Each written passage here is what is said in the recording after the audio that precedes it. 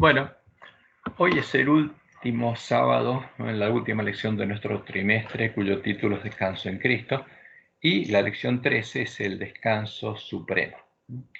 Y en nuestra lección se habla que el descanso supremo lo vamos a obtener en la segunda venida cuando Jesús venga, ¿eh? Y por supuesto, nosotros sabemos que finalmente va a haber cielos nuevos y tierra nueva, y que Dios tiene preparadas cosas que no han subido al corazón de hombre. Pero lo importante es lo siguiente, o sea, ¿qué pasa aquí en la tierra ahora? Porque eso es lo más importante. Porque cuando Jesús venga, todos nosotros ya habremos decidido nuestro destino eterno. ¿No está compartida la pantalla? Creo que sí. Ahora vamos a dar de vuelta.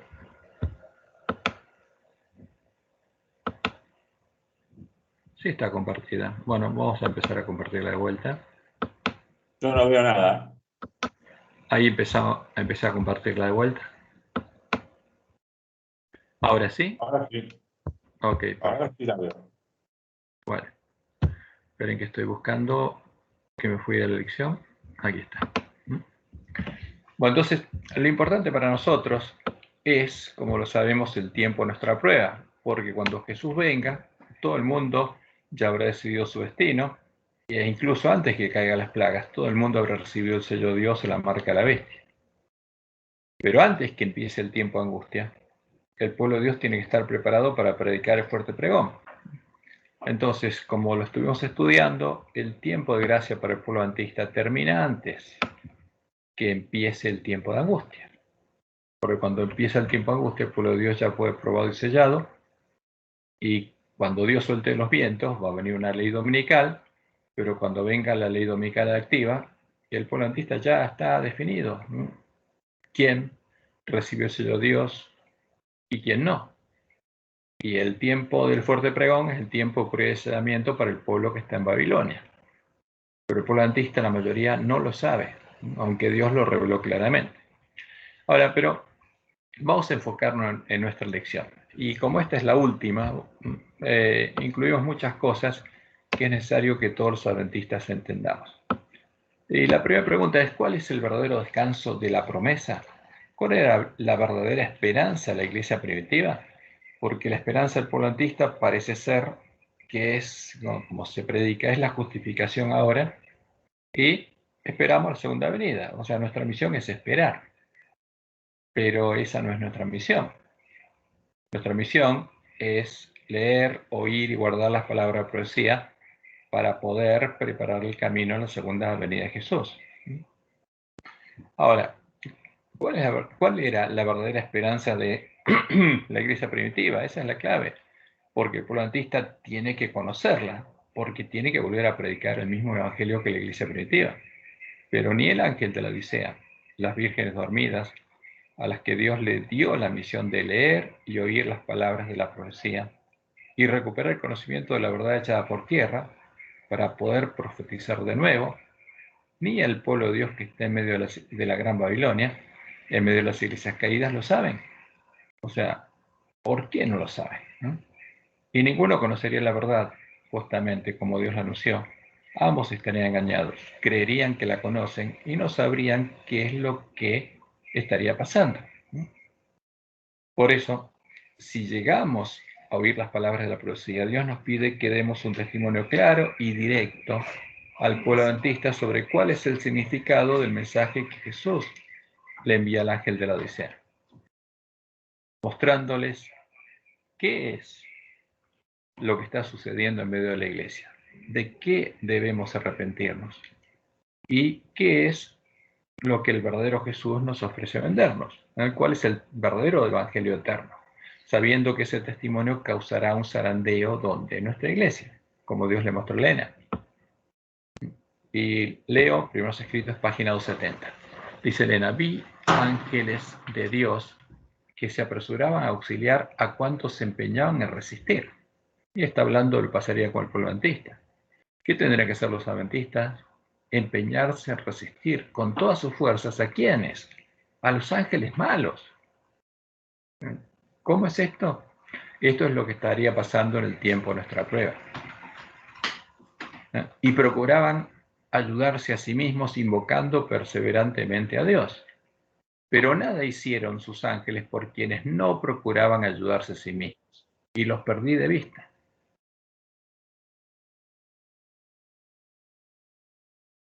Feliz sábado, Sergio. Entonces, ¿qué pasó? Fíjense que había ángeles malos, ¿dónde? En la iglesia adventista. Y los adventistas tendrían que empeñarse con todas sus fuerzas en resistirlos. ¿Y qué pasaría con los que no procuraran ayudarse a sí mismos? Dice Elena, los perdí de vista. ¿Por qué? Los atraparon los ángeles malos. ¿A quiénes? A los adventistas. Y dice Elena, pregunté cuál era el significado del zarandeo que yo había visto. Y se me mostró que lo motivaría el testimonio directo que exige el consejo que el testigo fiel dio a la iglesia lo desea. O sea, ¿qué motivaría el zarandeo? Que se predique, que alguien entienda y predique en forma directa qué es lo que significa justamente el mensaje que Jesús, el testigo fiel, a la iglesia lo desea. Entonces, dice Elena, moverá este consejo el corazón de quien lo reciba y le inducirá a exaltar el estandarte. ¿Qué estandarte? El que no había elevado y a difundir la recta verdad. ¿Qué quiere decir esto? Que el que entendiera ese mensaje, ¿no?, recuperaría el conocimiento de la verdad y tendría que elevarla. Algunos no soportarán este testimonio directo, dice Elena, porque Dios nos pide un testimonio directo. ¿Cuál es el problema del ángel de la Odisea? Hay que decírselo directamente, sino que se levantarán contra él, y esto es lo que causará un zarandeo en el pueblo de Dios. Y que el testimonio del testigo fiel había sido escuchado tan solo a medias. El solemne testimonio del cual depende el destino de la iglesia se tuvo en poca estima, cuando no se lo menospreció por completo. Ese testimonio ha de mover a profundo arrepentimiento, porque el ángel de la Odisea tiene que arrepentirse. Y cuando lo sepa, como el pueblo que está en Babilonia, va a tener oportunidad de arrepentirse. Todos los que lo reciban sinceramente, dice Elena, lo obedecerán y quedarán purificados. ¿A quién obedecerán? A Jesús. Y quedarán purificados. O sea, no van a quedar más desnudos. Y en la condición del ángel de la Odisea. ¿Alguien que quiere hablar o...? No, creo que hay un otro. Ah, sí, Ricardo. ¿Alguien quiere hablar? Bueno. Directamente abran el micrófono e interrumpan. No, yo no dije nada. Ah, ok. Entonces, ¿qué le dice Jesús al ángel de la Odisea? Tú dices, yo soy rico. ¿Qué decimos los adventistas? ¿No decimos que tenemos la verdad? ¿Y qué le dice Jesús? Tú dices, yo soy rico y me he enriquecido y de ninguna cosa tengo necesidad. ¿Siente necesidad de algo? No. Y no sabes. El problema del ángel de la Odisea es que no sabe cuál es su condición. No sabes que tú eres un desventurado, que no tenés la bendición de Dios, miserable, pobre, y estás ciego y desnudo. Ahora, ¿qué pasa con eso? Si alguien está ciego y desnudo, es terrible la condición. Por eso dice Jesús, por tanto yo te aconsejo que de mí compres oro refinado en fuego para que seas rico. Lo que no tenés. Y vestiduras blancas para vestirte, y que no se descubre la vergüenza de tu desnudez. Y unge tus ojos con colirio para que veas. Abrí los ojos. Yo reprendo y castigo a todos los que amo. Sé pues celoso y arrepiéntete. ¿De qué? Eso es lo que hay que decirle al ángel de la Odisea. Y aquí yo estoy en la puerta y llamo. Si alguno oye mi voz y abre la puerta, entraré a él y cenaré a él y él conmigo. Ahora, ¿de qué tiene que arrepentirse el pueblo adventista, el ángel de la Odisea? Y como Dios dijo, tendríamos que verlo en la historia. Cuando viéramos lo que pasó en la historia y viéramos lo que está pasando en la iglesia, ahí lo entenderíamos. ¿Y qué pasó en la historia? Comienzo del siglo IV, cuando vino el tiempo de la apostasía, en medio de las tropas que Satanás levantó, la Iglesia Universal o Católica del Imperio Romano, en lugar de la verdad fue puesta la mentira, la abominación desoladora, como Dios lo había anunciado por Daniel. La abominación, que es parte del vino el furor de la fornicación de la Gran Babilonia. Y como claramente Dios lo anunció, es la imagen del Dios de las fortalezas, o sea, el Dios de las bestias. La imagen de Satanás, la imagen del dragón. Y por eso Roma empezó a adorar a Satanás. ¿Cómo lo llamaba? Cristo. Entonces, se manifestó el hombre de pecado, el hijo de perdición, el hijo de Satanás, como lo anuncia la Biblia, el Papa, el desolador, el que perseguiría y asesinaría al pueblo de Dios, y se reinició la persecución del dragón y de su mujer contra la verdadera iglesia de Cristo. El pueblo conocía a su Dios y no adoraba a la abominación desoladora, a la abominación del desolador, al nuevo Dios del Papa.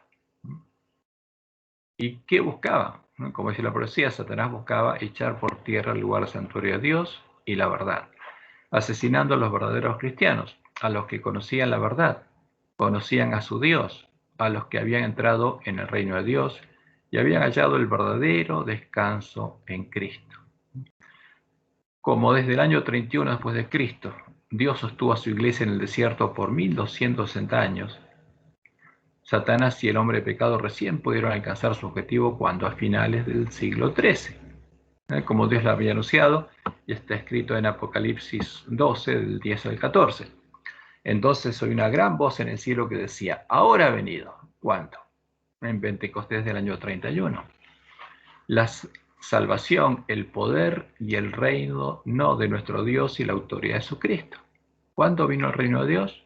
No con la segunda venida. Había venido en Pentecostés del año 31, porque ha sido lanzado fuera el acusador de nuestros hermanos, el que los acusaba delante de nuestro Dios día y noche. ¿Y ellos quiénes?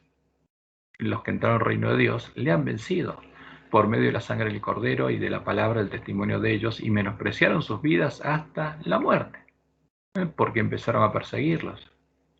Y como dice la profecía, y cuando vio el dragón que había sido arrojado a la tierra, persiguió a la mujer que había dado a luz al hijo varón, y se le dieron a la mujer las alas de las dos águilas para que volase delante de la serpiente al desierto, a su lugar, donde es sustentada por un tiempo y tiempos y la mitad de un tiempo, por 1260 años. Y eso pasó, y podemos verlo en la historia. Ahora, ¿cómo comenzaría esto? Como Dios lo había mostrado por medio de Daniel, y lo leemos en Daniel 11, del 30 al 39, porque vendrán contra él, contra el rey del norte, en ese tiempo, el emperador romano, naves de Quitim, o sea, ¿qué quiere decir? De fuera de sus fronteras. Y él se contristará y volverá y se enojará contra el pacto santo y hará según su voluntad. Y eso se cumplió en el año 303 después de Cristo, cuando Diocleciano decretó el exterminio de los miembros de la iglesia primitiva, y como Jesús dijo, por 10 días, por 10 años, esa iglesia fue perseguida y asolada. ¿Y qué pasaría al final de ese periodo? Volverá pues y se entenderá con los que abandonen el santo pacto, con los apóstatas. Entonces el rey enemigo se uniría con los apóstatas y se levantarán de su parte tropas. ¿Y esas tropas cuáles son? Las que usó para perseguir al pueblo de Dios, la Iglesia Universal o Católica del Imperio Romano, que profanarán el santuario y la fortaleza y quitarán el continuo, la obra de Cristo, y pondrán la abominación desoladora. Con lisonja seducirá a los violadores del pacto, mas el pueblo que conoce a su Dios se esforzará y actuará. Y ahí viene el conflicto. ¿Entre quiénes? Entre los apóstatas unidos al Estado, que empiezan a perseguir a los miembros de la verdadera Iglesia de Cristo. Y los sabios del pueblo instruirán a muchos, porque había un pueblo que conocía a su Dios, y por algunos días caerán a espada y de fuego, en cautividad y despojo. Y después viene una declaración muy clara que nos dice a quién adoraría el hombre pecado. Del Dios de sus padres, del Dios de la iglesia primitiva, no hará caso, ni el amor de las mujeres, ni respetará a Dios alguno, porque sobre todo se engrandecerá, mas honrará en su lugar, en el lugar del Dios de sus padres, porque es un apóstata, al Dios de las fortalezas, al Dios de la bestia romana, al dragón. Dios que sus padres no conocieron, lo honrará con oro y plata, con vidas preciosas y con cosas de gran precio. Con un Dios ajeno se hará de las fortalezas más inexpugnables y colmará de honores a los que le reconozcan, y por precio repartirá la tierra. Ahora, ¿pasó? Por supuesto que sí, nosotros estamos al final del tiempo. Y Dios le mostró a Elena, en la visión del gran conflicto, esto de otro modo. Y lo leemos en Primeros Escritos, páginas 211 y 212. Esto me fue presentado de la siguiente manera, dice Elena. Una gran compañía de idólatras paganos llevaba una bandera negra. sobre la cual se veían figuras, imágenes del sol, la luna y las estrellas, los dioses de los paganos. Esta compañía parecía feroz y airada. ¿Cuándo fue eso? Cuando se enojó el rey del norte y empezó a perseguir, asesinar al pueblo de Dios. Se me mostró luego otra compañía que llevaba una bandera de un blanco puro, sobre la cual estaba escrito, fíjense, una bandera sin ninguna imagen, que solo tenía una inscripción: pureza y santidad a Jehová. Y esa es la bandera que Dios le mostró a Elena, que elevaba a la iglesia primitiva y que tenía que elevar el pueblo adventista. Sus rostros se distinguían por su firmeza y una resignación celestial. Vi a los paganos idólatras acercárseles y hubo una gran matanza. Esa es la gran matanza de fines del siglo, de comienzo del siglo IV. Entonces, dice ella después, siguiendo la visión, vi a muchos que arriaban la bandera y se unían con los paganos. Estas son las tropas que levantó Constantino, pero los que permanecían firmes la recogían y la enarbolaban. Vi que constantemente había personas que abandonaban la compañía de aquellos que llevaban la bandera pura y se unían con los paganos bajo la bandera negra. ¿Qué se hacían? Paganos. ¿Y qué llevaban? La bandera negra, la misma bandera, para perseguir a los que llevaban la blanca. ¿Pero cómo se llamaban ahora? Cristianos, ¿no? Iglesia Universal o Católica del Imperio Romano. ¿Pero qué llevó? La bandera negra para perseguir a los que llevaban la blanca. Ahora, las figuras del sol, la luna y las estrellas son las imágenes de los ídolos de los paganos, las cosas sacrificadas a los ídolos y a los demonios por los paganos. Cuando se sedujo a los apóstatas, Constantino, el entonces emperador y sumo pontífice romano, decía que en una visión había visto en el cielo el sol con una cruz en el medio y que en un sueño Cristo le había dicho que ese era su símbolo y que con ese símbolo vencería. Ahora, ¿a quiénes vencería? A los cristianos, a los que la bestia romana no podía vencer con la persecución y el martirio. ¿Qué hicieron los apóstatas para hacer la obra de Balaam y recibir la recompensa de Constantino? Los apóstatas empezaron a llamar Dios y Cristo a las imágenes de la bandera negra de los paganos, a Baal, al dios de las fortalezas, el Señor, el amo de la bestia romana, y luego crearon la doctrina de Jezabel, que definía la imagen filosófica del dios de la fortaleza, el vino que la gran ramera le daría a beber al pueblo de Dios en su cáliz de oro. Ya que tenemos las imágenes que la misma Roma publica. La primera imagen nos muestra la visión de Constantino y el sol con la cruz en el medio, y después a un sacerdote sosteniendo esa imagen que le da a comer al pueblo de Dios, ¿no? Y la pone en la copa de oro, el cáliz de oro donde Dios dijo que estaría. Y las imágenes del sol con el triángulo en el medio, al que llaman Dios, y al que llaman justamente como Dios la Trinidad. Y leemos en Apocalipsis 17, del 4 al 6. Y me llevó en el espíritu al desierto, y vi a una mujer sentada sobre una bestia escarlata llena de nombres de blasfemia que tenía 7 cabezas y 10 cuernos. Entonces, ¿dónde va? ¿Dónde se le muestra a Juan? Se le muestra que el dragón va al desierto detrás de la verdadera iglesia y lleva con él ¿a quién? A una mujer ramera. Y la mujer estaba vestida de púrpura y escarlata y adornada de oro, de piedras preciosas y de perlas. Y tenía en la mano un cáliz de oro lleno de abominaciones. ¿Y de qué? De la inmundicia de su fornicación. Ahora, eso que tiene un sacerdote en la mano es la inmundicia de la fornicación de la gran ramera. ¿Y cómo la llaman? Cristo. No puede tocar. ¿Qué? Quería mostrarle Y a Betty, tenés que pero entrar con el teléfono y sacarle volumen. sí, porque este no le puse volumen. Pero Así es. Bueno, ahora, y nosotros estamos viendo los hechos, porque esto es paganismo. Dios prohibió hacerse imágenes y adorarlas. Y a estas imágenes paganas, Roma las llama Cristo y las llama Dios. Ese es el tema. cuidado con el Aquí cable, está la eso, imagen. aplicarle el cable.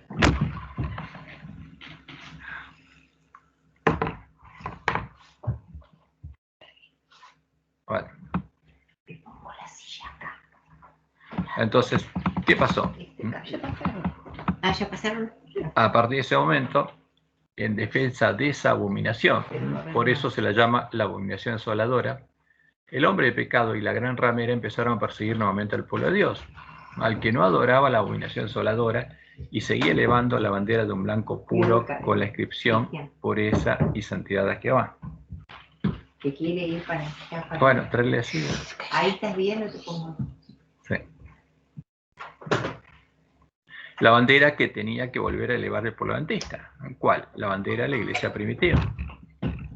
Y como leemos en Daniel 8, de 10 al 12, y se engrandeció hasta el ejército del cielo y parte del ejército de las estrellas echó por tierra. ¿Y las estrellas quiénes son? Los mensajeros de Dios, los ángeles de Dios, y las pisoteó. Aún se engrandeció contra el príncipe de los ejércitos. ¿Contra quién? Al primogénito entre muchos hermanos, contra Jesús. Y por él fue quitado el continuo, la obra de Cristo. Y el lugar de su santuario fue echado por tierra. ¿Y cuál era el lugar de su santuario? El pueblo de la iglesia primitiva. Y a causa de la prevaricación le fue entregado el ejército junto al continuo, y echó por tierra la verdad, e hizo cuanto quiso, y prosperó. Y echó por tierra la verdad. Entonces esto dio lugar a la misión que Dios le dio al pueblo adventista, recuperar el conocimiento de la verdad, para que se volviera a ver en medio de la tierra la luz que se veía en la iglesia primitiva, para que el pueblo adventista pudiera volver a reflejar la gloria de Dios. Y entonces se apagó la que Jesús llamaba la luz del mundo. Se apagó la luz que iluminaba la tierra. La luz que brillaba en el pueblo conocía a su Dios, y se acabó su testimonio y el testimonio de los dos testigos, que en manos de la iglesia del desierto había profetizado por 1260 años, vestidos de cilicio, a los que la bestia logró dar muerte. Y entonces le robaron la verdadera esperanza al pueblo de Dios y lo llevaron cautivo a la Gran Babilonia. Y eso es lo que ocurrió en el tiempo de Sardis, donde le hicieron adorar la imagen de la bestia, la imagen del dragón, a la que ahora adoraban los cristianos y los paganos llamándola Dios y Cristo. Y nadie más pudo hallar el verdadero descanso en Cristo, ni entrar al reino de Dios. Ahora, ¿cuál es la mentira? El falso Dios y el falso Jesús, la imagen de la bestia, la imagen de la bandera negra de los paganos, a la que la bestia romana obligó a adorar a todos los hombres, el vino del furor de su fornicación, que Babilonia ya le dio a ver a todas las naciones. Y cuando vemos el cumplimiento de la profecía en la historia, podemos verla claramente, y especialmente cuando vemos cada uno de los eventos. Y vemos el edicto del Imperio Romano, que es el tipo de la ley dominical activa, el edicto de Tesalónica del año 380 después de Cristo. Y como dice Elena, debemos ver en la historia el cumplimiento de la profecía. ¿Para qué? Para comprender el progreso de los eventos en el ordenamiento de las naciones para el conflicto final de la gran controversia. Porque lo que pasó con Roma se repetiría. ¿Y quién seguiría las huellas de Roma? El falso profeta. Y ella dice, cuando la iglesia primitiva se corrompió, al apartarse de la sencillez del evangelio y al aceptar costumbres y ritos paganos, perdió el espíritu del poder de Dios, porque se hizo habitación de demonios, y para dominar las conciencias buscó el apoyo del poder civil. El resultado fue el papado, es decir, una iglesia que dominaba el poder del Estado y se servía de él para promover sus propios fines, y especialmente, ¿para qué? Para extirpar la herejía. Entonces nosotros tenemos que ver cómo Roma empezó a extirpar la herejía.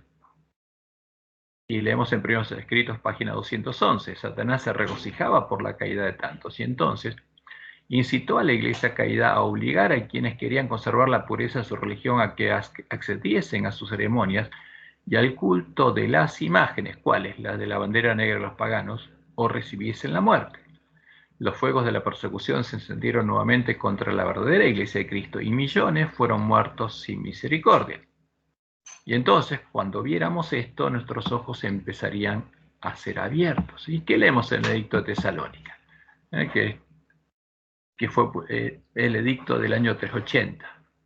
Y dice la bestia romana, porque ahora de vuelta se acaba la libertad religiosa y empieza a obligar a los hombres a traer la religión oficial del Estado. Dice, queremos que todos los pueblos que son gobernados por la administración de nuestra clemencia profesen la religión. Entonces obliga a todos los hombres a una religión. ¿Y qué es una religión? Justamente el establecer un vínculo con un Dios y adorar a ese Dios, para que ese sea el Dios del que lo adora. Y guardar ese día. Ajá, pero en este caso Aquí nuestra hermana, que es nuestra visita, dice guardar ese día, pero eso había ocurrido en el año 321. ¿Y no guardaban ese día? En el año 321, como Dios le mostró a Juan, por obra de los apóstatas, Constantino estableció el domingo como día de descanso universal obligatorio en todo el imperio. Y ahí se empezaron a separar ¿quiénes? Los cristianos de los apóstatas. Y los miembros de la iglesia primitiva siguieron guardando el sábado. ¿Y qué hacía el domingo? Respetaban la ley del Estado, como dice Elena, que tenemos que hacer nosotros cuando venga la ley dominical pasiva, porque es una ley civil que no obligaba a otra cosa que a descansar el domingo. Entonces, como dice Elena, cuando venga la ley dominical pasiva, nosotros tenemos que descansar el sábado, porque nadie va a recibir la marca de la bestia por descansar, el domingo. Nosotros adoramos el sábado y el domingo se va a obligar a los hombres a no trabajar. Pero nadie que no trabaje va a recibir la marca de la bestia, porque es un tema de adoración. Ahora, en el año 380, sí obligaron a adorar al Dios del domingo. Y ahí esa es la ley dominical activa. Entonces, el imperio obligó a los hombres a profesar una religión, o sea, a adorar a un Dios. La religión que tenían el pontífice Dámaso, o sea, el obispo Roma ya era pontífice romano, y el obispo Alejandría, y la define el imperio. ¿Y qué dice el imperio? Esto es, según la doctrina apostólica y la doctrina evangélica, creemos ¿en qué creen?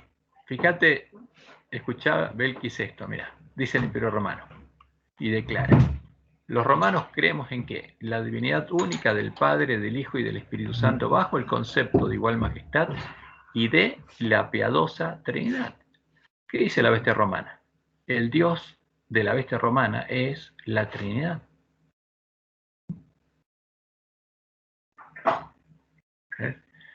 ¿Y qué dice la bestia? Ordenamos que tengan nombre de cristianos católicos, o sea, le pone un nombre, una marca, el nombre de cristianos católicos, a quienes sigan esta norma, o sea, a los que crean en la Trinidad y la adoren. Mientras que a los demás que cristianos, los juzgamos dementes y locos.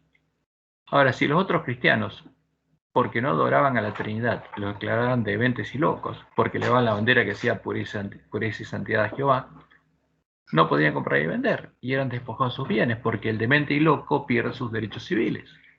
Pero no solo eso, sobre los que pesará la infamia de la herejía, como Dios le mostró a Elena. El objetivo de este edicto es eliminar a los herejes que no adoraban a la Trinidad. Sus lugares de reunión no recibirán nombre de iglesias. ¿A quienes llamarían iglesias? Solamente a los que adoren a la Trinidad, el resto no. Y será objeto primero de la venganza divina, y después serán castigados por nuestra propia iniciativa que adoptaremos siguiendo la voluntad celestial. Y empezaron a asesinar a los cristianos que no elevaban la bandera negra de los paganos. ¿Y cuál es la bandera negra de los paganos? Esta, la piadosa Trinidad, con las imágenes de los dioses paganos. Ahora, ¿por qué el pueblo conocía a su Dios, no adoró al Dios de la Trinidad? Como no lo adorarán los sellados de la última generación, porque ellos conocían la verdad, conocían a su Dios, conocían a Jehová y sabían que el Dios definido en la doctrina de la Trinidad es un ídolo, formado por los que hicieron la obra de Balaam, con las imágenes de la bandera negra de los paganos, con cosas sacrificadas a los ídolos y a los demonios. Como dice Elena, el primer ángel, citando Salmos 96:5, llama a los hombres a adorar ¿a quién? A Jehová. Porque todos los dioses de los pueblos son ídolos. Los dioses de Babilonia que son ídolos. Pero Jehová hizo los cielos. Y Pablo en 1 Corintios 19-21, hablando de las cosas sacrificadas a los ídolos, dice, ¿qué digo pues? ¿Que el ídolo es algo o que sea algo lo que se sacrifica a los ídolos? Antes digo que lo que los gentiles sacrifican, a los demonios los sacrifican y no a Dios. ¿A quién sacrifica Roma? ¿A quién sacrifica el falso profeta? ¿A quién sacrifican los lobos vestidos de ovejas? A los demonios y no a Dios. Y no quiero que vosotros os hagáis partícipes con los demonios. No podéis beber la copa del Señor y la copa de los demonios. No podéis participar de la mesa del Señor y de la mesa de los demonios. Como podemos ver, en lo que llamamos las creencias fundamentales de la Iglesia Adventista, la doctrina de la Trinidad, la doctrina de Jezabel, es la creencia fundamental número 2. Es el fundamento donde se supone que debemos construir nuestras casas, y ese fundamento es la arena, no es la roca, no es Jehová. Este es el vino que Babilonia ya le dio a beber al pueblo adventista, a través de los lobos vestidos de ovejas. Es el alimento y la vida de los borrachos, como Jesús lo llama. Es la doctrina que define al falso Jesús, el que es el disfraz de Satanás, la puerta ancha y el camino espacioso que lleva a la perdición. Y esa es la principal causa del estado de las vírgenes dormidas, el ángel de la Odisea, que se cree rico, cree que conoce la verdad, y es desventurado, miserable, pobre, y está ciego y desnudo. La adoración de Baal, del dios de Roma, el dios de Jezabel, del dios de las fortalezas, es el principal pecado del cual debe arrepentirse el ángel de la Odisea, y es lo que impide que se produzca el verdadero reavivamiento de la piedad primitiva. Y aquí están las imágenes. Aquí tenemos un libro que se llama La Trinidad, publicado por la Asociación Casa Editora Sudamericana, con las imágenes paganas. Y tenemos lo que define nuestra iglesia. Aquí están las creencias fundamentales de la Iglesia Adventista, y la segunda es la Trinidad. Ese es el nombre del Dios de Roma. ¿Y qué dicen? Hay un solo Dios, Padre, Hijo y Espíritu Santo, una unidad de 3 personas coeternas. ¿Y en qué creemos? En el Dios de Roma. ¿Y por qué Roma ahora nos llama iglesia? Porque, como dice el Edicto de Tesalónica, adoramos al Dios de Roma, a la imagen a la que adoraba la bestia romana, a la abominación desoladora de la que habló el profeta Daniel. Y a esta imagen le llamamos Dios. Y decimos Dios, ¿quién? La Trinidad. Es inmortal, todopoderoso, etcétera, etcétera, etcétera. Pero este no es Jehová. Entonces, ese es el problema. Ahora, ¿qué pasa si realmente justamente nosotros adoramos al Dios que persiguió, asesinó al pueblo, conocía a Jehová? Y leemos en Apocalipsis 14:8. ¿Por qué pasa esto en el pueblo adventista? Otro ángel le siguió diciendo, ha caído. ¿Quién cayó? Babilonia, no el pueblo adventista, no la iglesia adventista. La gran ciudad, porque ha hecho beber a todas las naciones, y no queda ninguna que no la haya bebido del vino del furor de su fornicación. ¿Y a quién estamos adorando? ¿Al Dios de la iglesia primitiva? ¿De los que eran perseguidos por los adoradores de la Trinidad? ¿O estamos adorando al Dios de Roma, al Dios de la Trinidad? Y eso es muy claro. Estamos adorando a la imagen de la bestia romana. Y como dice la profecía Ezequiel, y Dios le mostró en el Juan que eso estaría pasando en la iglesia adventista, y me llevó al atrio de dentro de la casa de Jehová, y aquí, junto a la entrada del templo de Jehová, entre la entrada y el altar, o sea, en medio del pueblo de Dios, como 25 varones, sus espaldas vueltas al templo de Jehová, y sus rostros hacia el oriente, y adoraban ¿a quién? Al sol, a Baal, al dios de Roma, al dios de la gran Babilonia, postrándose hacia el oriente. Y como Dios anunció, eso estaría pasando en el tiempo de prueba de su pueblo. Y la gloria del Dios de Israel se elevó de encima del querubín sobre el cual había estado el umbral de la casa. Y llamó Jehová al varón vestido de lino, que tenía su cintura el tintero escribano. Y le dijo Jehová, pasa por en medio de la ciudad. ¿Por en medio de qué? De Jerusalén, no de Babilonia. Y ponles una señal en la frente a los hombres que gimen y que claman a causa de todas las abominaciones que se hacen en medio de ella. Y comenzaréis por mi santuario. Comenzaron pues desde los varones ancianos que estaban delante del templo. ¿Y qué estaban haciendo? Adorando al sol. Por eso este es un tiempo muy delicado. Por eso, sabiendo lo que iba a pasar, antes que llegue el día en el que Él actuará para liberar al pueblo que está cautivo en medio de la gran Babilonia, Dios prometió enviarnos ¿a quién? Al profeta Elías. Como dice Elena, Testimonios Ministros, página 475, la profecía debe cumplirse. El Señor dice, ¿sí? ¿Qué opina Belkis hasta acá? Está con la boca abierta. No sabe. Está agarrando la cabeza. Es mucho de golpe. Pobre Becky, la estamos Bueno, pero tiene, atosigando. todos tenemos que oír. Entonces, Elena, Estamos atosigando. la profecía debe cumplirse. El Señor dice, he aquí, yo os envío el profeta Elías antes que venga el día de Jehová, grande y terrible. Dice Elena, alguien debe venir con el espíritu y el poder de Elías. O sea, el polantista, Dios lo va a despertar. Y en Testimonios para los Ministros ella dice, nadie debe pretender que tiene toda la luz que existe para el pueblo de Dios. El Señor no tolerará esa condición, él ha dicho. He aquí he puesto delante de ti una puerta abierta a la cual nadie puede cerrar. Aun cuanto nuestros hombres prominentes rechacen la luz y la verdad, aun cuanto se cumpla la profecía de Ezequiel 8, esa puerta permanecerá aún abierta. ¿Y cuál es la puerta? Jesús es la puerta. Al verdadero Jesús lo vimos a encontrar. El Señor suscitará hombres que den a nuestro pueblo el mensaje para este tiempo. ¿Y qué tuvo que predicar Elías? Y acercándose Elías a todo el pueblo, dijo, ¿hasta cuándo claudicaréis vosotros entre dos pensamientos? Si Jehová es Dios, seguidle. Y si Baal, el Dios de Babilonia, id en pos de él. Ese es el tema. Ahora, pero hay que mostrarle al pueblo de Dios la diferencia entre Baal y Jehová. ¿Quién es Jehová y quién es Baal? Y como dice Malaquías 3, dice el 18, ¿quiénes van a ser los que vayan con Jesús a la batalla? Entonces, los que temían a Jehová, porque el que teme a Jehová es el significado de Elías. Hablaron cada uno de sus compañeros, y Jehová escuchó y oyó, y fue escrito libro de memoria delante de él para los que temen a Jehová, y para que los que piensan en su nombre. Y serán para mí especial tesoro, ha dicho Jehová a los ejércitos. ¿Cuándo? En el día en que yo actúe, en el día de la batalla, y los perdonaré como el hombre que perdona a su hijo que le sirve. Entonces os volveréis y discerniréis la diferencia. Van a ver lo que no veían antes, entre el justo y el malo, el que sirve a Dios y el que no le sirve, el que sirve a Baal. Y por eso hay que predicar el mensaje del tercer ángel.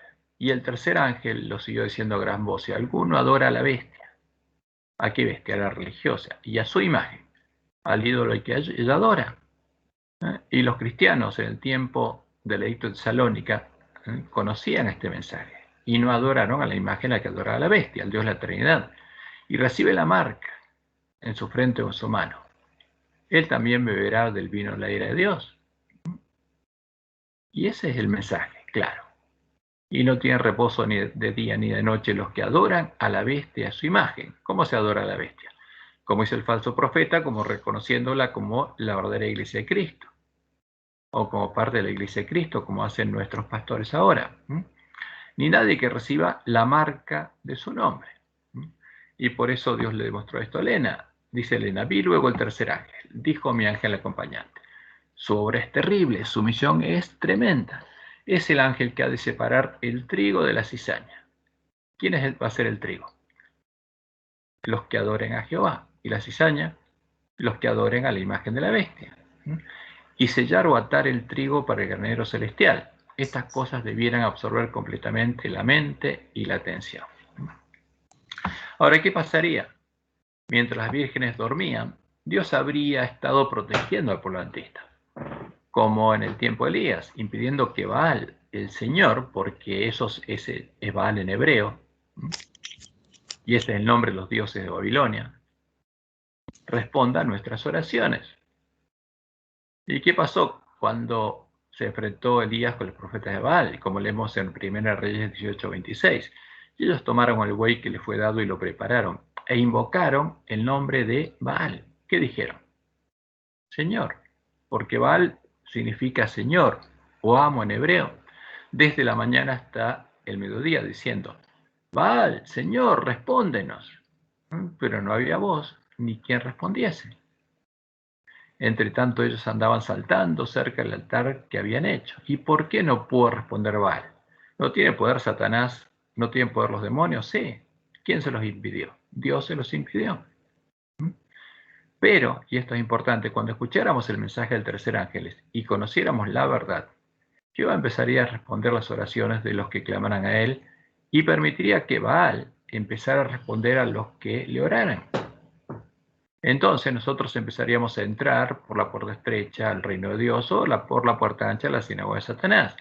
Empezarían a crecer juntos el trigo y la cizaña en el campo de padre de familia, en la iglesia remanente. ¿Por qué? Porque Dios permitiría que Satanás derrame su lluvia en la tierra donde va a crecer la cizaña. Y leemos en Jeremías 33, del 2 al 3, así ha dicho Jehová, que hizo la tierra, Jehová que la formó para firmarla. Jehová es su nombre. Clama a mí y yo te responderé. ¿A quién hay que clamar como Elías? A Jehová. Y te enseñaré cosas grandes y ocultas que tú no conoces. Y cuando llegó la hora de ofrecerse el holocausto, se acercó el profeta Elías y dijo, ¿qué dijo? Jehová. No dijo Señor, dijo Jehová, Dios de Abraham, de Isaac y de Israel. Sea hoy manifiesto que tú eres Dios en Israel y que yo soy tu siervo y que por tu mandato he hecho todas estas cosas. Respóndeme, Jehová, respóndeme, para que conozca este pueblo que tú, oh Jehová, eres el Dios y que tú vuelves a ti el corazón de ellos. Entonces cayó fuego de Jehová y consumió el holocausto, la leña, las piedras y el polvo, y aún lamió el agua que estaba en la zanja. Y esas son dos oraciones diferentes. Uno decía, Baal responde, y el otro, Jehová. Invocó el nombre de Jehová. Como dice Joel 2:32, y todo aquel que invocar el nombre de Jehová será salvo. Y fíjense qué interesante esto, lo que dice Elena. Se me ha indicado que señalara el capítulo 7 de Mateo. Recitar y estudiar cada palabra como si de ella dependiera vuestra vida. Especialmente prestar atención a estas palabras. Cualquiera, pues, que me oye estas palabras y las hace, en las que predicó Jesús en el Sermón del Monte. Le compararé a un hombre prudente que edificó su casa sobre la peña, sobre la roca. ¿Y quién es la roca? Jehová. Y descendió lluvia y vinieron ríos y soplaron vientos y combatieron sobre aquella casa. Y no cayó, porque estaba fundada sobre la peña. O sea, ¿qué va a pasar? Va a descender lluvia, Dios lo va a permitir. Y van a venir ríos, y van a soplar vientos. Todos símbolos de ¿qué? De espíritus. Pero no va a ser el Espíritu Santo de Dios. Y van a convertir con aquella casa. Y no va a caer, porque estaba fundada sobre la roca, sobre Jehová. Y cualquiera que me oye estas palabras, si no las hace, le compararé a un hombre insensato que edificó su casa sobre la arena, sobre otro fundamento. Y descendió lluvia, y vinieron ríos, y soplaron vientos, e hicieron ímpetu en aquella casa, y cayó, y fue grande su ruina. Y por eso dice Elena, muchas casas que ahora se creen seguras, caerán. ¿Y a quién le dice esto? A los pastores. Testimonios para los ministros, página 123. El Señor declara que Él no acepta un servicio dividido. O sea, se puede adorar al Dios de Jezabel, al Dios de Roma, al Dios del falso profeta, y a Jehová al mismo tiempo. O uno o lo otro. ¿Cuál es la lluvia? ¿Cuáles son los ríos? ¿Y cuáles son los vientos que buscarían hacernos caer? Como Dios le mostró a Juan en su visión sobre el zarandeo, son los espíritus de demonios, el falso Espíritu Santo, el que habita en Roma y guía al falso profeta de los lobos vestidos de ovejas. Los ángeles malos que, en el tiempo de nuestra prueba, combatirían contra nosotros, buscarían seducirnos para que entráramos por la puerta ancha, para hacernos parte de su habitación. Es como lo que estuvimos leyendo recién en la visión del zarandeo. Vi ángeles de Dios que se apresuraban a auxiliar a cuantos se empeñaban en resistir con todas sus fuerzas. ¿A qué? A la lluvia, al viento, a los ríos, a los ángeles malos, y procuraban ayudarse a sí mismos, invocando perseverantemente a Dios. Pero nada hicieron sus ángeles por quienes no procuraban ayudarse a sí mismos, y los perdí de vista. ¿Qué pasó? El que no construye su casa sobre la roca va a ser arrastrado. Ese testimonio, dice Elena, de mover a profundo arrepentimiento. ¿A quién? Al ángel de la Odisea. Todos los que lo reciban sinceramente lo obedecerán y quedarán purificados. Esa es la promesa de Dios. Ahora, ¿de qué habla Jesús en Mateo 7? Dice, entrad por la puerta estrecha. ¿Y quién es la puerta? Él es la puerta. Porque ancha es la puerta. ¿Y cuál es la puerta ancha? El otro Jesús, el de Roma, el de falso profeta, el de la Trinidad. Porque ancha es la puerta y espacioso el camino que lleva a la perdición. Y muchos son los que entran por ella. O sea, muchos entrarían por esa puerta. ¿Por qué?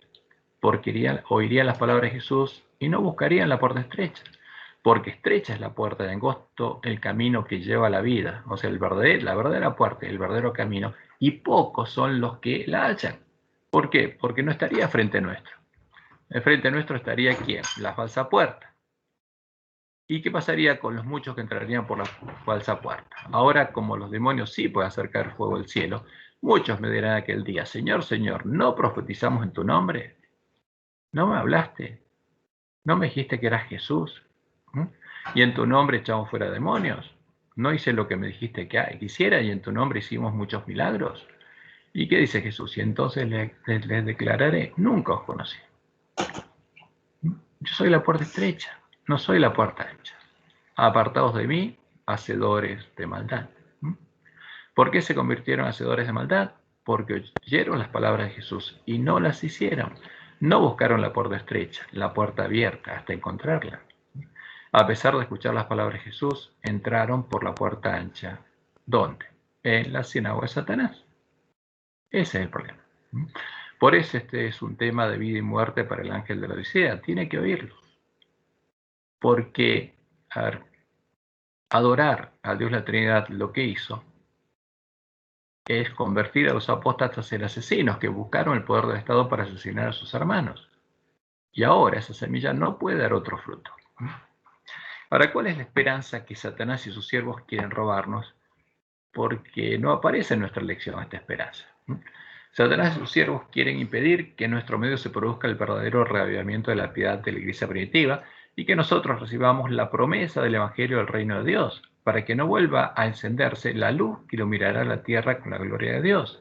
Pero, aunque él y sus siervos lograrán engañar a muchos adventistas, fracasarán en su intento. ¿Por qué? Porque habrá algunos que van a encontrar la puerta estrecha. Y como dice Elena, antes que los juicios de Dios caigan finalmente sobre la tierra, habrá entre el pueblo del Señor un avivamiento de la piedad primitiva, cual no se ha visto nunca desde los tiempos apostólicos. El espíritu y el poder de Dios serán derramados sobre sus hijos. ¿Cuándo? Antes que empiece el tiempo de angustia. Ahora, en forma resumida, el Evangelio eterno incluye las siguientes promesas, de las cuales las resaltadas son las que el príncipe de este mundo y sus siervos quieren ocultar nuestra vista, y a cuyo efecto crearon las falsas doctrinas que definen el falso Dios y el falso Evangelio. Entonces, ¿qué incluye el Evangelio eterno? Por supuesto, el perdón gratuito de nuestros pecados, porque por gracia somos salvos. ¿Qué nos da Dios? La salvación. Y eso lo tenían ¿quiénes? Todos los hombres antes que viniera Jesús. Pero Dios prometió que vendría el Mesías. ¿Y qué pasaría cuando viniera Jesús? Ahí vendría la redención a los hombres. Seríamos redimidos de la esclavitud del pecado. Y sería establecido el reino de Dios. Y habría un nuevo nacimiento. Y comenzaría la nueva creación que Dios prometió hacer. Ahora, pero todo eso se elimina de la esperanza del pueblo adventista. ¿Y qué se le habla? De la segunda venida, que nuestra esperanza es la segunda venida, de la resurrección final de los muertos, la vida eterna y la finalización de la nueva creación con la creación de los cielos nuevos y tierra nueva. Pero lo que Dios prometió hacer y empezó a hacer el tiempo de la iglesia primitiva, de eso no se habla. Para ocultar de nuestra vista la verdad y hacernos creer en la mentira, en la primera versión de la doctrina de la Trinidad, conocida como el Credo de Nicea, se empezó a llamar Cristo y Jesús a la imagen de Apolo, al que Jesús identifica como el ángel del abismo, a quien era el Dios hijo de Zeus, el Dios padre de los paganos, y según ellos, el creador del cielo y de la tierra. Fíjense que a la imagen con la que los paganos adoraban a Satanás, llamándolo ¿quién? Dios. Yo digo que siempre hay que hacer la prueba con algún católico y mostrarle esa imagen y de preguntarle. La imagen de Apolo. Claro, mostrar la imagen de Apolo, que fue, imagínate que es una pintura de cuánto tiempo antes de que Cristo naciera. Y vos le mostrás quién es y seguro te va a decir: Jesús. Es Jesús. Y entonces es la única manera de explicarle que se paganizó. Las imágenes paganas las filosóficas primero y después las otras. Claro, se hicieron religiosos y bueno. Pero ¿cómo llama Jesús a Apolo en Apocalipsis 9:11. Y tienen por rey sobre ellos ¿a quién? Bueno, Al ángel del abismo, a Satanás, claro. O sea cuyo que nombre en hebreo es Abadón, el destructor, y en griego Apolión, Apolo. por eso es triste saber que gente sincera que está en la iglesia católica, en las iglesias protestantes y todo están, y la iglesia adventista, están adorando a Satanás disfrazado de Cristo. Y bueno, para eso el mensaje de los tres ángeles. Por eso es importante eso, mostrarle eso para que, porque vos decís y la gente, bueno, les parece que no, pero cuando Seguro. le mostrás tanto eso, o cuando, a mí me impresionó mucho cuando fuimos a distintos museos romanos y mucho anteriores de culturas mucho más antiguas, mi primitiva, de ver la madre con el hijo, está en todas. Sí. Está en todas, la madre con el hijo, en todos los museos está de la cultura, no sé, griega, egipcia, y todos tenían la madre con el hijo, y bueno, y la gente... Y esa madre es la reina del cielo. Claro, es la Bueno. reina del cielo y es pagano, pero bueno, le pusieron el nombre de cristiano y le hacen adorar a la gente y la gente no puede. Entonces aquí No pasa estamos nada. viendo esas imágenes. Fíjense, la primera está en un templo romano del siglo II, en el de Gem, y ese es Apolo Helios. Ese es el dios de ellos. ¿Cómo lo llaman? Apolo Helios. ¿Cómo lo llamaba Constantino? Mitra. Después está Apolo con halo, justamente, del siglo III a.C. Y esa es la imagen que los masones le revelan a Estados Unidos como la imagen de la Estatua de la Libertad. Es una imagen de Apolo. Y los protestantes, los que no se hacían imágenes, les enchufaron una imagen de ese modo. Y después, la tercera imagen está en la Basílica Santa Costanza de Roma, y es del siglo IV, cuando vino la apostasía, y a ese Apolo Helios lo empezaron a llamar Jesús. ¿Y cómo era? Como todos los Apolos, sin barba y con halo. Y finalmente, cuando se dieron cuenta, para tratar de diferenciarlo, para que no lo asociemos con Apolo, le pusieron a poner barba. Pero ¿qué tiene siempre en la cabeza? El halo y la cruz de Malta, símbolo de quién? Que es Del dios Sol. Claro, que es solar. Es el Cristo solar. Por Ahora, ejemplo, tampoco Ese cuarto Apolo, sí, el cuarto, ese es el que, esa es la imagen que... no, quería decir que el cuarto Apolo se observa mucho en las catedrales y en la iglesia que es de la línea ortodoxa de Europa oriental, en Georgia, en el país de Georgia, ¿no? En el Asia. Ahora, En adivinen Rusia. quién es el que mandó esta imagen. Fíjense en la mano de este Jesús, qué símbolo está haciendo. Ahora, adivinen quién mandó esta imagen. Francisco. Cuando fue elegido, esta es la primera imagen que mandó.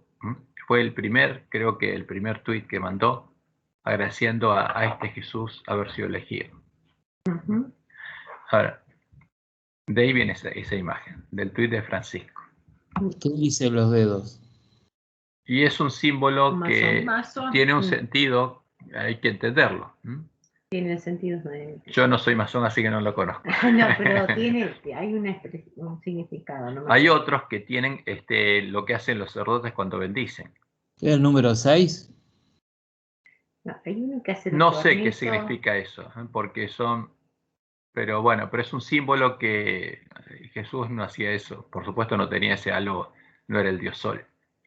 Ahora, fíjese, acá está la explicación, porque esto está en Wikipedia, Apolo en el arte.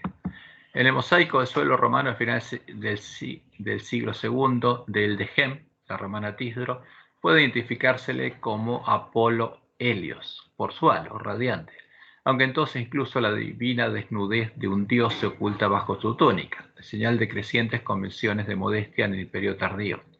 Otro mosaico de Apolo con halo, de Adrumento, está en el Museo de Sus. Las convenciones de esta representación: cabeza ladeada, labios levemente abiertos, grandes ojos, corte de pelo en rizos cayendo sobre el cuello,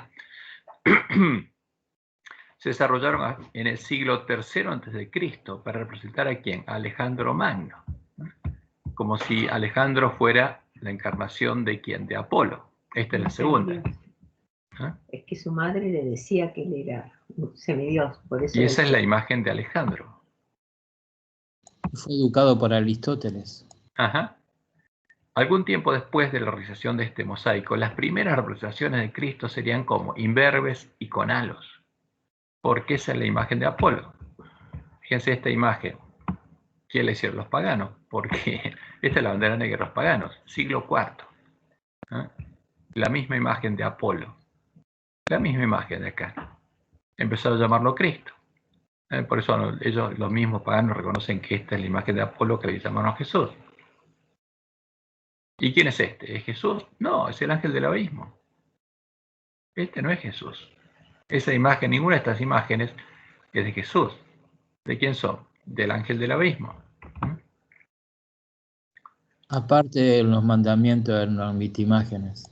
No, Dios nos prohibió hacerlo. Claro. Luego Roma terminó de modelar la imagen del anticristo al definir tres doctrinas.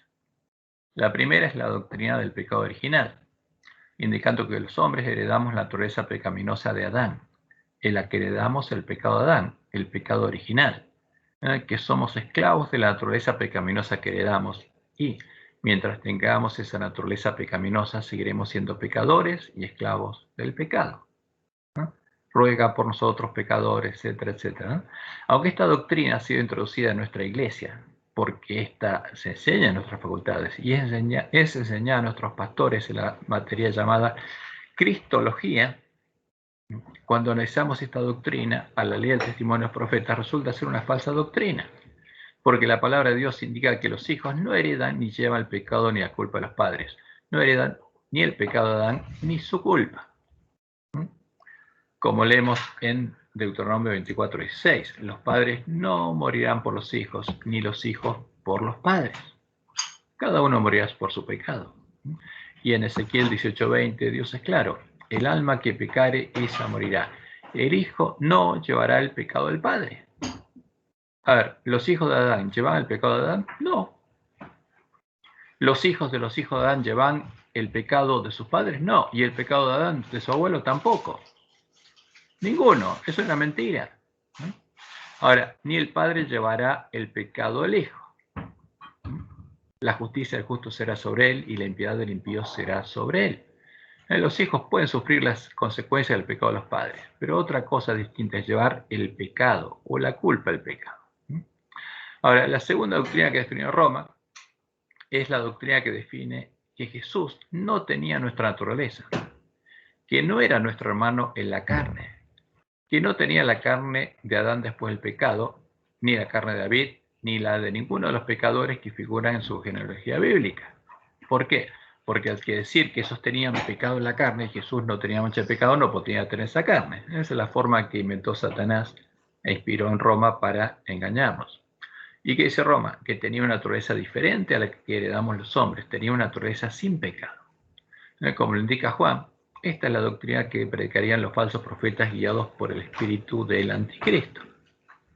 Y leemos en 1 Juan 4:1-3.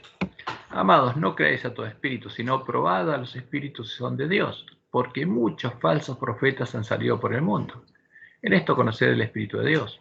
Todo espíritu que confiesa que Jesucristo ha venido en carne, en nuestra carne, que es nuestro hermano no en la carne, es de Dios. Y todo espíritu que no confiesa que Jesucristo ha venido en carne, no es de Dios. Y este es el espíritu del anticristo, el cual vosotros habéis oído que viene y que ahora ya está en el mundo. Pero la Biblia es clara, el verdadero Jesús tenía nuestra carne, es nuestro hermano en la carne. Como leemos en Romanos 1:3, como dice Pablo, acerca de su Hijo, nuestro Señor Jesucristo, que era del linaje de David según la carne. Era hijo de David según la carne, que tenía la carne de David. ¿Y heredó el pecado de David? No. Y el pecado de Adán tampoco. Y nosotros tampoco.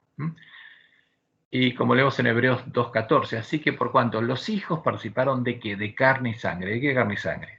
La de los hijos de Adán. Él también participó de lo mismo. ¿Qué carne tenía Jesús? Y este es el centro del mensaje 1888. Jesús tenía nuestra carne. El mensaje tenía que abrir los ojos para que viéramos cuál era el verdadero Jesús. para destruir por medio de la muerte. El que tenía el imperio de la muerte, esto es el diablo, al diablo. ¿Con qué propósito fue introducida esta doctrina? No solo para introducir al falso Jesús, al anticristo, sino busca alejarnos del santo, del verdadero Jesús, ¿no? Eso es lo que busca. Y busca que creamos, como lo creen muchos de nuestros pastores, que a causa de nuestra naturaleza pecaminosa, de la que aún no fuimos librados, seguimos siendo esclavos del pecado y seguiremos siendo esclavos del pecado hasta la segunda venida. Y no podremos ser semejantes a Jesús hasta que en la glorificación recibamos un cuerpo sin pecado. Y ese es el tema. ¿Esto es verdad o mentira?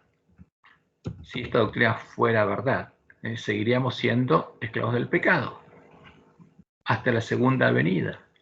Y no podríamos, ¿no?, ser semejantes a Jesús. No podríamos llegar a pensar ser igual como Jesús, como anuncia el Evangelio. ¿Por qué? Porque mientras tengamos este cuerpo, estos genes, si tenemos el pecado en nuestra carne, nunca llegaríamos a ser un pan sin levadura. Y esto es lo que se predica en la iglesia. ¿Y esto se predica para qué?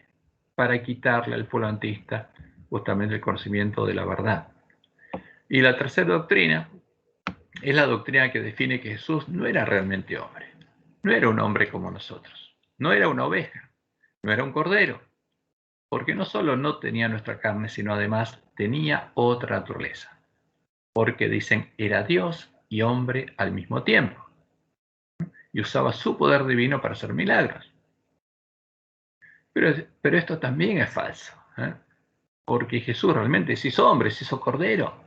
No hizo trampa. Primero, en su naturaleza, como nosotros, Jesucristo hombre, Dios con nosotros. Aunque era Dios y se hizo hombre, pero se hizo realmente hombre, si no habría hecho trampa. Dios hecho hombre era un poco menor que los ángeles. Si hubiera retenido algún atributo de la naturaleza divina en su naturaleza, no podría haber sido un poco menor que los ángeles. Y la palabra de Dios es clara, ¿no?, como leemos en Hebreos 2:9. Pero vemos a aquel que fue hecho un poco menor que los ángeles. Ahora, ¿Dios es menor que los ángeles? No. Si Jesús mantenía sus atributos divinos, ¿iba a ser menor que los ángeles en su naturaleza? No. O sea, esto es claro. Dios realmente se hizo hombre. Jesús era ¿quién? Dios hecho hombre, Emmanuel, Dios con nosotros. Pero era hombre, como nosotros. Por eso es el Evangelio. Por eso es el ejemplo que tenemos que ver para seguir. Porque triunfó como nosotros, como hombre. Y fue hecho un poco menor que los ángeles. A Jesús, coronado de gloria y de honra a causa del padecimiento de la muerte, para que por la gracia de Dios gustase la muerte por todos. Segundo aspecto que es muy claro. Dios no puede ser tentado por el mal. Ahora, si Jesús hubiera sido Dios, no podría haber sido tentado por el mal. Por eso, justamente, si Jesús hubiera retenido los atributos de la naturaleza divina, si hubiera sido omnisapiente y hubiera sabido lo que Satanás quería hacer, no podría haber sido tentado. Pero él fue tentado en todo según nuestra semejanza. Como leemos en Santiago 1:13, Dios no puede ser tentado por el mal, ni él tienta a nadie. Ahora, si Jesús tenía naturaleza divina, si era Dios y podía leer la mente de Satanás cuando Satanás lo vino a tentar, Satanás no era tonto, no iba a tentar a Dios. ¿Puede tentar a quién? A un hombre, porque él sabía que Jesús era hombre. Como leemos en Hebreos 2:17 al 18, por lo cual debía ser en todo semejante a sus hermanos, para venir a ser misericordioso y fiel sumo sacerdote en lo que a Dios se refiere, para expiar los pecados del pueblo, pues en cuanto él mismo padeció siendo tentado. Ahora, ¿puede ser tentado Dios? No. ¿Tenía Jesús naturaleza divina? No, era hombre. Pues en cuanto él mismo padeció siendo tentado, es poderoso para socorrer a los que son tentados. Y la tercera evidencia muy clara es que las obras de Jesús no las hizo él, las hizo su Padre. Por eso sus hermanos también podrían hacerlas. Como leemos en Juan 14, del 10 al 12. ¿No crees que yo soy el Padre y el Padre en mí? Las palabras que yo os hablo, no las hablo por mi propia cuenta, sino que el Padre que mora en mí, Él hace las obras. ¿Quién las hacía? Jehová. Creedme que yo soy el Padre y el Padre en mí. De otra manera, creedme por las mismas obras. De cierto os digo que el que en mí cree, las obras que yo hago, Él las hará también. ¿Por quién las hace? Dios. Las hacía Jesús y después las haría ¿de quién? En los miembros de la iglesia primitiva. Y aún mayores hará, porque yo voy al Padre. Y en Hechos 3, del 6 al 8 leemos. Mas Pedro dijo, no tengo plata ni oro, pero lo que tengo te doy. En el nombre de Jesucristo de Nazaret, levántate y anda. ¿Quién podía decir levántate y anda? Y el paralítico se levantaba. Jesús lo hizo. Y Pedro también. ¿Tenía naturaleza divina Pedro? No, era hombre. ¿Pero por qué? Tenía la misma fe que Jesús. Y tomándole por la mano derecha le levantó y al momento se le afirmaron los pies y tobillos. Y saltando, se puso en pie y anduvo y entró con ellos en el templo andando y saltando y alabando a Dios. Y eso es claro, y nosotros tendríamos que deshacer ese engaño. ¿Qué logra Satanás con estas doctrinas? Logra ocultar de nuestra vista el verdadero evangelio. Logra que por nuestra ignorancia sigamos siendo esclavos del pecado, impidiéndonos recibir las bendiciones prometidas en el verdadero evangelio a todos los que llegaran a oír las palabras justamente de Jesús, la verdad que los haría libres, como leemos en Juan 8, 31 al 32. Dijo entonces Jesús a los judíos que habían creído en él, si vosotros permaneciereis en mi palabra, seréis verdaderamente mis discípulos y conoceréis la verdad, y la verdad os hará libres. Entonces, ¿por qué Satanás siempre trata de esconder la verdad? Porque quiere mantenernos esclavos y esclavos del pecado. Como Jesús venció por la fe en su Padre, después que hubiera puesto su vida en expiación por el pecado, vería el linaje, vería el fruto de la aflicción de su alma y quedaría satisfecho. Porque sus hermanos, los que llegaran a tener la fe de Jesús, la fe que Jesús tuvo en su Padre, también podrían llegar a ser vencedores. Después de nacer de Dios, podrían llegar a ser como su Maestro. Podrían llegar a tener el testimonio de Jesús. Porque ese es el Evangelio. O sea, Jesús es el Evangelio. Pero el verdadero Jesús es el Evangelio. Jesucristo hombre. Entonces, vamos a ver esos 3 puntos del medio. Primero, la redención de la esclavitud del pecado. Que nuestros teólogos dicen que hasta que la segunda venida, hasta que se nos cambie este cuerpo, vamos a hacer panes con levadura. Pero eso es un engaño. La redención de nuestra esclavitud del pecado, la paga del precio de nuestra libertad de la esclavitud del pecado, fue hecha en la Pascua del año 31, cuando Jehová cargó en su cordero el pecado de todos nosotros y él puso su vida en expiación por el pecado. A partir de ese momento, Satanás ya no pudo reclamar nada en contra nuestro delante de Dios y fue echado de su presencia. No se le permitió más ir a la presencia de Dios para acusarnos de nuestros pecados y reclamar su derecho de propiedad sobre nosotros, los esclavos de la ley del pecado, la ley de Satanás, escrita en nuestra mente y en nuestro corazón. Como leemos en Isaías 53, todos nosotros nos descarriamos como ovejas, cada cual se apartó por su camino, mas Jehová cargó en él, en su cordero, el pecado de todos nosotros. ¿Para qué? Para que nosotros pudiéramos ser perdonados los pecados.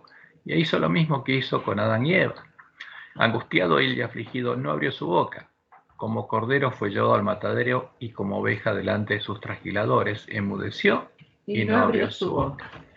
Por cárcel y por juicio fue quitado y su generación, ¿quién la contará? Porque fue cortado de la tierra los vivientes y por la rebelión de mi pueblo fue herido.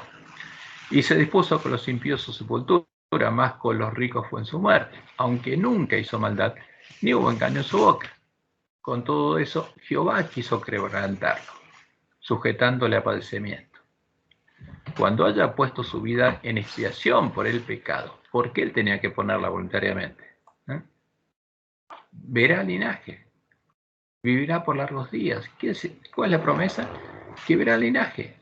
Habrá otros como él, vivirá por largos días y la voluntad de Jehová será en su mano prosperada. Verá el fruto de la aflicción de su alma y quedará satisfecho. ¿Y cuál sería el fruto? Sus hermanos, los redimidos. Por su conocimiento justificará a mi siervo justo a muchos y llevará las iniquidades de ellos. Por tanto, yo le daré parte con los grandes y con los fuertes repartirá despojos, por cuanto derramó su vida hasta la muerte. Y fue contado con los pecadores, habiendo él llevado el pecado de muchos y orado por los transgresores. ¿Qué Jesús murió? ¿El de la Trinidad? ¿Apolo? No. El verdadero, el santo, el verdadero Jesús. ¿Qué es? ¿Quién? Es Dios hecho hombre. Es el Dios fuerte, el Padre eterno. Él es el príncipe de paz. Entonces, él, Jesús, que ya era la piedra de ángulo del templo de Jehová, el primer hombre que después de la caída de Adán moraba en la presencia de Jehová, en el lugar de su santuario, tomó nuestro lugar, cargó nuestros pecados y murió en nuestro lugar, fuera del templo de Jehová. ¿Dónde murió? En el atrio del templo, el antitipo del atrio del templo, en medio de los gentiles. ¿Para qué lo hizo?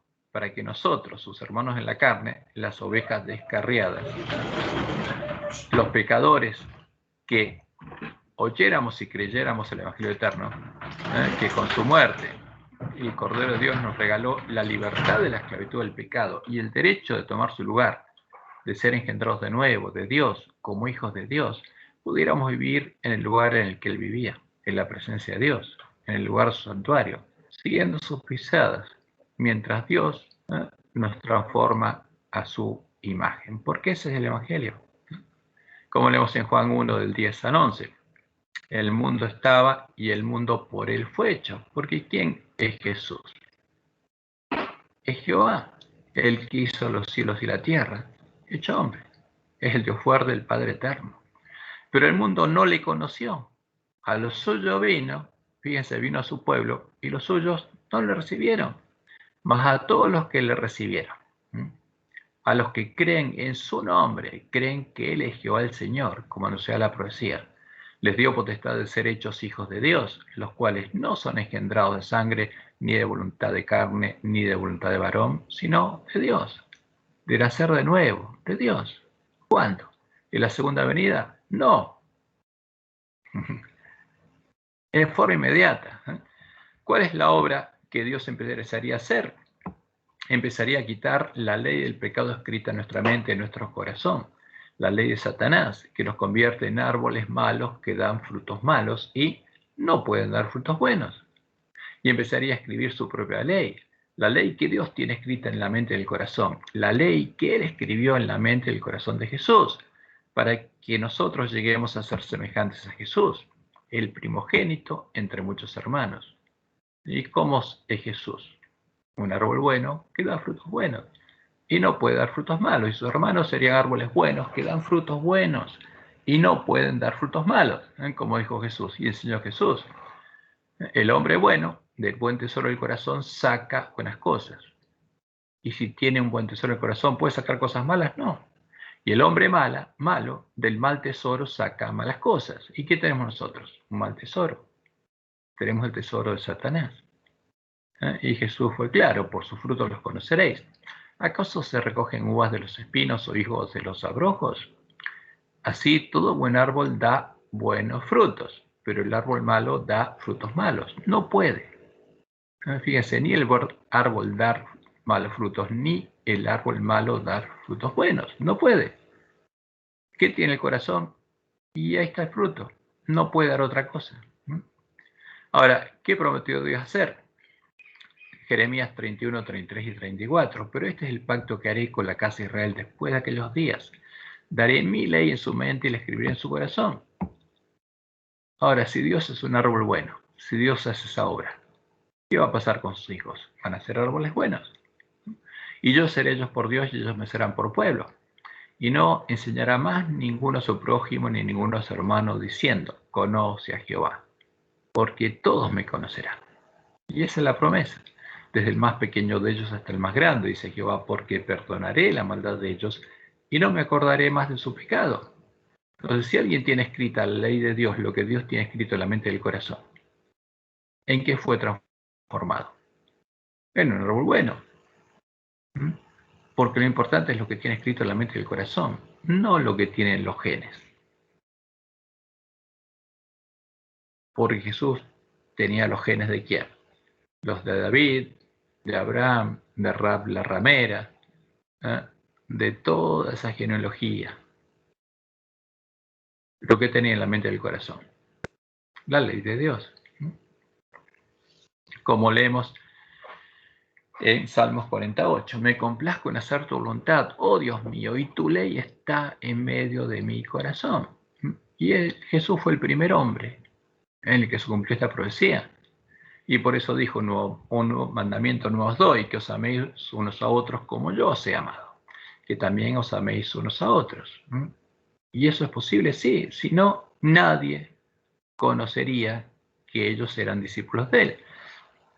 En esto conocerán todos que sois mis discípulos, si tuviereis amor los unos con los otros. Y la única forma en que los discípulos podrían amar como Jesús nos amó es que ellos también llegaran a tener el amor de Jesús en sus corazones. Oro refinado en fuego, es que Dios escribiría su ley en sus mentes y sus corazones, circuncidándolos en el corazón. Como leemos en Romanos 8, 28 al 30, y sabemos que a los que aman a Dios todas las cosas les ayudan a bien. Esto es a los que conforme a su propósito son llamados, porque a los que antes conoció, también los predestinó para que fuesen hechos conforme a la imagen de su Hijo. ¿Cuándo? Cuando fuéramos liberados de la esclavitud del pecado y creyéramos en el Evangelio, para que Él sea el primogénito entre muchos hermanos, para que Él vea linaje. Y a los que predestinó, a los que Dios predestinó, a estos también Dios llamó. Y a los que llamó, a estos también Dios justificó. Y a los que justificó, a estos también Dios glorificó. ¿Cuándo? Está hablando en tiempo pasado, Pablo. Está diciendo que esa obra Dios le estaba haciendo, no es futuro. Esto no es algo que Dios haya prometido hacer en el tiempo de la segunda venida. Es lo que Dios empezó a hacer con los discípulos en Pentecostés del año 31. Y lo siguió haciendo hasta que 1260 años después, el lugar de su santuario y la verdad fueron echados por tierra. Ahora, ¿cuál es el reino de Dios? ¿Cuándo fue establecido el reino de Dios? El reino de Dios, el reino de los cielos, no sería y no será establecido en el tiempo de la segunda venida, porque Jesús no vendrá a reinar en esta tierra. El reino de Dios vino a nosotros con Jesús, el Mesías, porque en Él estaba el reino de Dios. Él era parte del reino de Dios, el reino de los cielos, y vino a anunciar el año de la buena voluntad de Jehová, el tiempo en el que la puerta al reino de Dios estaría abierta para los hombres. Y leemos en Isaías 61 los 2 primeros versículos, y después sigue, porque acá está declarada la misión de Jesús, y después sigue con la nuestra. El Espíritu de Jehová el Señor está sobre mí, porque me ungió Jehová. ¿Qué Espíritu Santo recibió? El Espíritu de Jehová el Señor. Jehová estaba en él, la presencia de Jehová el Señor. Porque me ungió Jehová, me ha enviado a predicar buenas nuevas a los abatidos, a vendar a los quebrantados de corazón, a publicar, ¿qué cosa? Libertad a los cautivos de qué? Del pecado, y a los presos apertura de la cárcel, a proclamar el año de la buena voluntad de Jehová.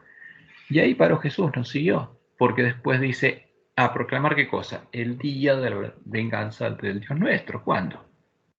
Cuando lo que está determinado se derrame sobre el desolador, sobre la gran Babilonia.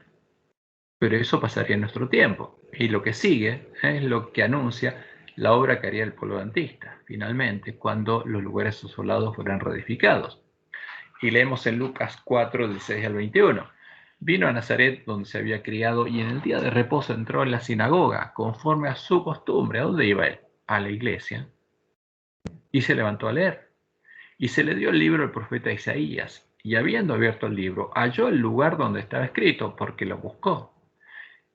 Espíritu del Señor está sobre mí, el Espíritu de Jehová del Señor está sobre mí, por cuanto me ha ungido para dar buenas nuevas a los pobres, me ha enviado a sanar a los quebrantados de corazón, a pregonar libertad a los cautivos y vista a los ciegos, a poner en libertad a los oprimidos, y eso es lo más importante, la libertad. A predicar el año agradable del Señor, el año de la buena voluntad de Jehová. para que los ciegos y los cautivos, los esclavos y oprimidos puedan entrar al reino de Dios. Y enrollando el libro, lo dio al ministro y se sentó. Y los ojos de todos en la sinagoga estaban fijos en él. Y comenzó a decirles: hoy se ha cumplido esta escritura delante de vosotros. Esto es lo que les vengo a preguntar, a predicar. El año agradable del Señor, el año de la buena voluntad de Jehová. Y que sus ojos van a ser abiertos. Y que van a quedar en libertad. Y van a poder entrar al reino de Dios. Y leemos en Marcos 1, 14, 15. Y después que Juan fue encarcelado, Jesús vino a Galilea predicando el evangelio del reino de Dios. El evangelio que tenemos que vivir y predicar nosotros, diciendo: el tiempo se ha cumplido. ¿Cuándo se cumplió? En ese tiempo se cumplió el tiempo. Cuando vino el Mesías y el reino de Dios acercado. Arrepentíos y creed en el evangelio, en el verdadero evangelio. Y en Mateo 12, 28 leemos: pero si yo por el Espíritu de Dios echo fuera demonios, ciertamente ha llegado a vosotros el reino de Dios. ¿Cuándo llegó el reino de Dios? Ahí estaba el reino de Dios, no en la segunda venida. Luego, en Pentecostés del año 31, luego de que Jesús sembrara la semilla del reino en sus corazones, haciéndoles entender cuál era la promesa del Padre, ellos también entraron al lugar de su santuario y fueron parte del reino de Dios. El templo que era edificado con piedras vivas, como leemos en Hechos 1, del 3 al 8, a quienes también, después de haber padecido, se presentó vivo con muchas pruebas indubitables, apareciéndoseles durante 40 días y hablando acerca del reino de Dios, no de la segunda venida, de lo que iba a pasar con ellos. Y estando juntos les mandó que no se fueran de Jerusalén, sino que esperasen la promesa del Padre, la cual les dijo: oísteis de mí. Porque Juan ciertamente bautizó con agua, vosotros seréis bautizados con el Espíritu Santo dentro de no muchos días. Recibiréis poder cuando haya venido sobre vosotros el Espíritu Santo y me seréis testigos. ¿Cómo? En esto conocerán todos que son discípulos, si tuvieran amor. ¿Qué amor? El de Jesús. ¿Cuándo? A partir de que nacieran de Dios. Y me seréis testigos en Jerusalén, en toda Judea, en Samaria y hasta lo último de la tierra. Y en Apocalipsis 12, el versículos que ya leímos, entonces hay una gran voz del cielo que decía: ahora, ahora, ahora, no al fin del tiempo. En Pentecostés del año 31 ha venido la salvación, el poder y el reino de nuestro Dios y la autoridad de su Cristo, cuando Jesús fue glorificado y empezó su ministerio. ¿Y qué pasó con los miembros de la iglesia primitiva? Y lo vencieron a Satanás como Jesús, y menospreciaron como Jesús su vida hasta la muerte. Y esa iglesia fue sostenida en el desierto por 1260 años. Y eso nadie lo vio vivir, volvió a vivir. Y no lo volvería a vivir hasta que el pueblo adventista cumpliera su primer trabajo. Ese evangelio, el evangelio del reino de Dios, es el que vivía y predicaba la iglesia primitiva, como leemos en Efesios 1:13. En él también vosotros, habiendo oído la palabra de verdad, el evangelio de vuestra salvación, y habiendo creído en él, fuisteis sellados ¿con qué? Con el Espíritu Santo de la promesa. Recibieron el Espíritu Santo de la promesa, fueron hechos parte del templo de Dios. Pero, como lo sabían los primeros adventistas, desde que fueron echados por tierra al lugar santuario de Dios y la verdad, nadie había vuelto a recibir justamente la promesa y a entrar al reino de Dios. Me comí algo. Y como leemos en Primeros Escritos, página 135, la predicación y la creencia, como el tiempo de Pablo, del Evangelio, en el Evangelio primitivo, irán siempre acompañadas de la misma ayuda espiritual. ¿Y qué pasaba? ¿Qué sabían ellos? El mandato dado a los apóstoles pertenecía a la edad cristiana y abarcaba toda la extensión de ella. El año de la buena voluntad de Jehová abarca que toda la extensión de la iglesia cristiana. Por consiguiente, los dones se perdieron únicamente por causa de la apostasía y volverán a vivir con el revivimiento de la fe y prácticas primitivas. primitivas. Y la promesa de Dios es que el conocimiento de la verdad sería recuperado ¿cuándo? En el tiempo de la última generación, cuando en medio del pueblo remanente se produjera el verdadero revivimiento de la piedad primitiva. Entonces, podríamos empezar a preparar el camino a la segunda venida de Jesús. Porque ¿qué tenemos que predicar? Y será predicado este Evangelio del Reino. Y si no lo conocemos, ¿lo predica la Iglesia Adventista? No. Y será predicado este Evangelio del Reino en todo el mundo, para testimonio a todas las naciones, y entonces vendrá el fin. Porque hasta que no recuperáramos el conocimiento de la verdad, no podríamos empezar a cumplir nuestra misión. Y hay una tercera parte que se oculta, que es el nuevo nacimiento y el comienzo de la nueva creación. Porque cuando se habla de la nueva creación, se habla de lo que va a pasar después del milenio, pero no. La nueva creación empezó en forma inmediata, cuando Dios estableció su reino entre los hombres. El Evangelio eterno anunciaba que habría una nueva creación, que Dios volvería a crear todas las cosas contaminadas por el pecado, que Dios haría nuevas todas las cosas. Pero, ¿cuándo y en qué orden lo haría? Dios anunció que empezaría por lo más importante, la nueva creación de sus hijos, para liberarlos de la esclavitud del pecado, de reflejar la imagen de Satanás, de ser esclavos de la ley escrita en su mente y en su corazón, de la levadura del pecado, y transformarlos a su imagen, para que ellos puedan llegar a ser como Jesús, tener su testimonio y nuevamente pudieran llegar a reflejar su gloria. Entonces, una vez que liberó a ese pueblo a esclavitud, ¿lo dejaría esclavo del pecado? No. Justamente Jesús murió para eso, para ver linaje, para ver a sus hermanos. Y como leemos en Génesis 1:27, y creó Dios al hombre a su imagen. A imagen de Dios lo creó, varón y hembra los creó. ¿Qué significa esto? Que reflejaban la gloria de Dios, porque tenían la ley de Dios como Jesús escrita en la mente y el corazón. Y leemos en Romanos 3:23, ¿pero qué pasó con el hombre? Por cuanto todos pecaron y están destituidos ¿de qué? De la gloria de Dios. Porque lo que se perdió es eso. ¿Y cuándo la perdió Adán esa gloria? Apenas pecó. ¿Cambió su naturaleza? ¿Cambiaron sus genes? No, no estaba en sus genes. Lo que cambió es lo que tenía escrito en la mente y el corazón. Y la promesa de Dios es esa. ¿Qué prometió Dios hacer con el pueblo de Israel? Después de que fuera llevado cautivo, fuera traído de nuevo a su tierra. Y circuncidará Jehová tu Dios tu corazón y el corazón de tu descendencia, para que ames, para que realmente tengas amor, y para que ames a Jehová tu Dios con todo tu corazón y con toda tu alma, a fin de que vivas, para que guardes la ley. Porque la única forma de que puedes guardar la ley es que tengas escrita esa ley en tu corazón. ¿Cuándo empezó la nueva creación? En Pentecostés del año 31. Como leemos en Romanos 5, del 1 al 5, justificados pues por la fe.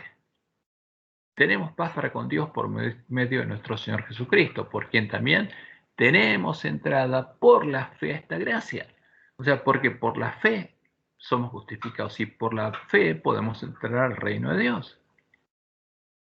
Por quien también tenemos entrada por la fe a esta gracia en la cual estamos firmes y nos gloriamos en la esperanza de la iglesia primitiva. ¿Y cuál era la esperanza de la iglesia primitiva? La que conocía el reino de Dios, el evangelio del reino de Dios. Nos gloriamos en la esperanza de ¿qué? De la gloria de Dios.